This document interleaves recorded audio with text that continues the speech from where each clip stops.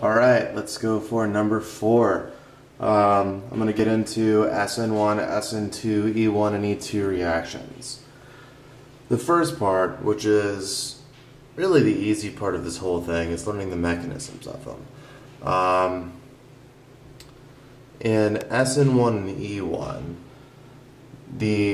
with Sn1 is substitution, nucleophilic substitution, and E1 is elimination.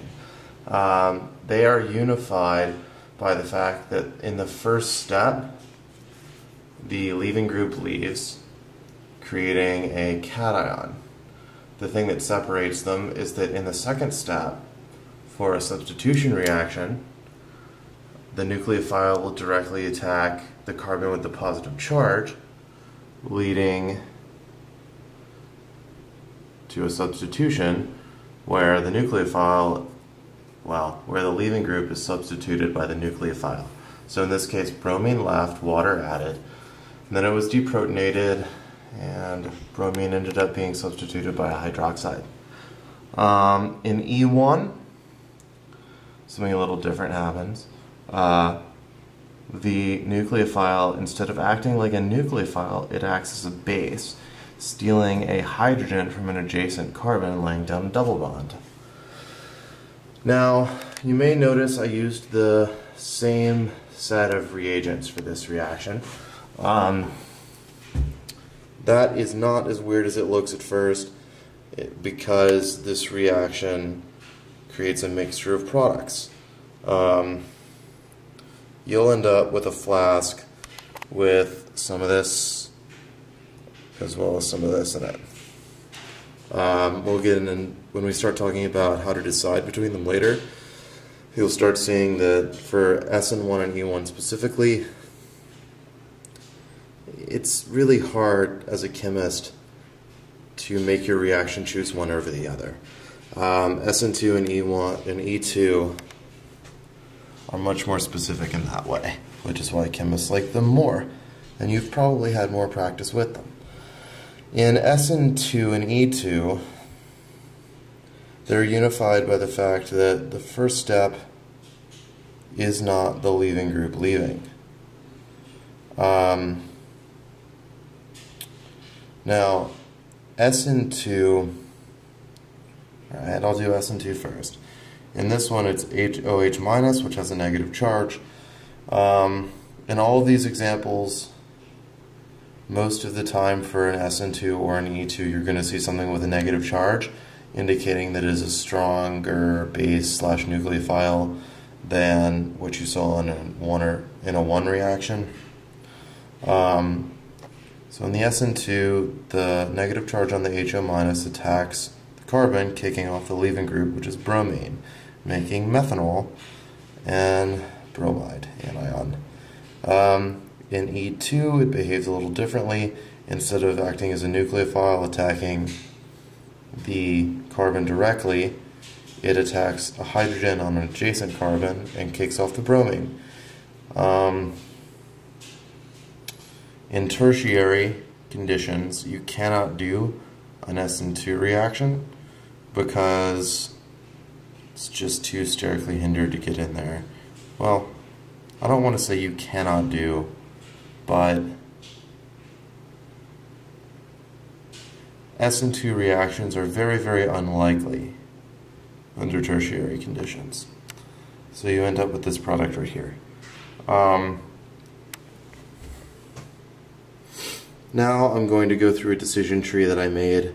A disclaimer about this decision tree, and the disclaimer about literally every decision tree you can find, is that they're not 100% accurate, because I've grouped strong nucleophile, strong bases into a broad category so that I can give you guys sort of a basis from which to start working on learning Sn1, Sn2, E1, and E2s. This is going to be about 90% accurate, and the best way to learn these reactions is to use this as a guideline, and then when you find something that's an outlier or that doesn't follow this, look at the nucleophile or base and try to figure out why. or go ask your professor why that reaction went the way it was, and you might get answers like, oh, that's just a very strong base. Like NaNH2 is technically a strong nucleophile and a strong base, but if you do enough of these, you'll start sort of reflexing, oh, it's a base, when you see something like that. Unfortunately, for the purposes of making a decision tree, this is about as specific as I could get it with the categories. And cyanide tends to do strange things.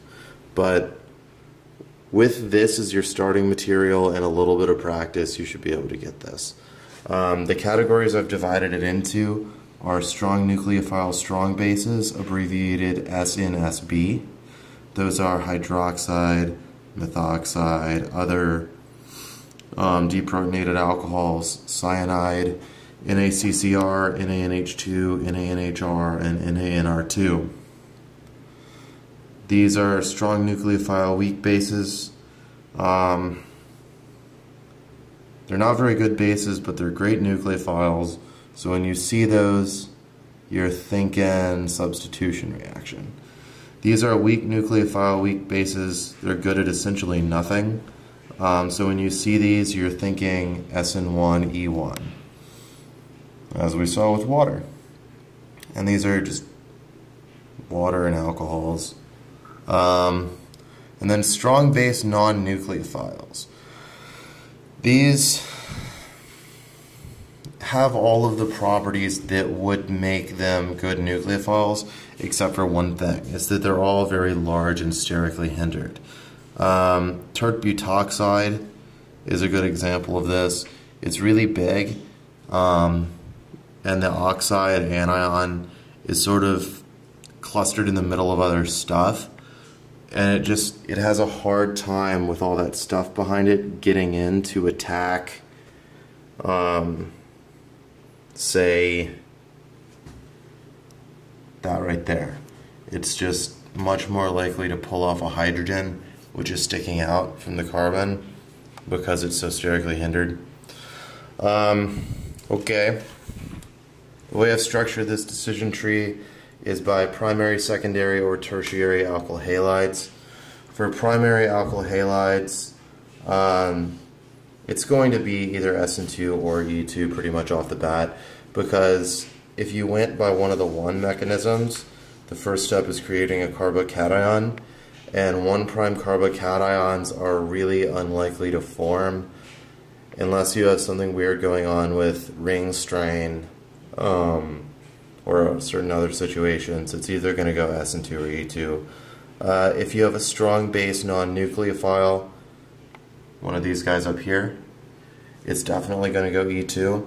If you have a strong nucleophile weak base, definitely Sn2. For the strong nucleophile strong bases, I would reflex Sn2, but on a case-by-case basis, you may have to feel that out. If you have a 2' alkyl halide, it can go either Sn1, Sn2, E1, or E2. If you see it in the presence of a weak nucleophile weak base, like say water or an alcohol, and you have it in a polar protic solvent, it's going to be a 50-50 mixture of Sn1 and E1.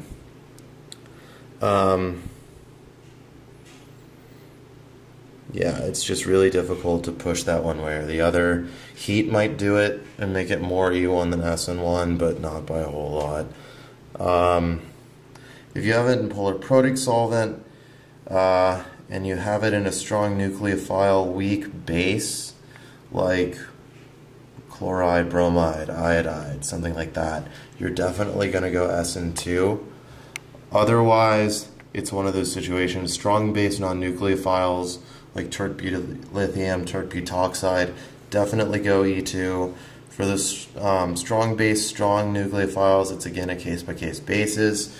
CH3O-, for example, definitely going to, I don't know, probably E2 on that one, although that's a good nucleophile. Look for it, yeah, that one's going to go E2. Look for it on a case-by-case basis. for those as well, but probably E2 more likely than not. The tertiary ones are a little easier to predict because they really very rarely go Sn2. So if you see it with a weak nucleophile, weak base, then it's going to go Sn1 E1, and Sn1 is going to predominate 80-20. If you see it in a polar aprotic solvent or with any of these other types of things, you're really going to want to think E2 unless some very strange conditions are occurring. Again, that's a good place to start. Do a bunch of practice problems, copy this down on your own piece of paper, and then note the differences between the problems you're looking at and this. Hopefully there won't be very many. There usually aren't. Spent a lot of time making this as good as I could. Alright, later.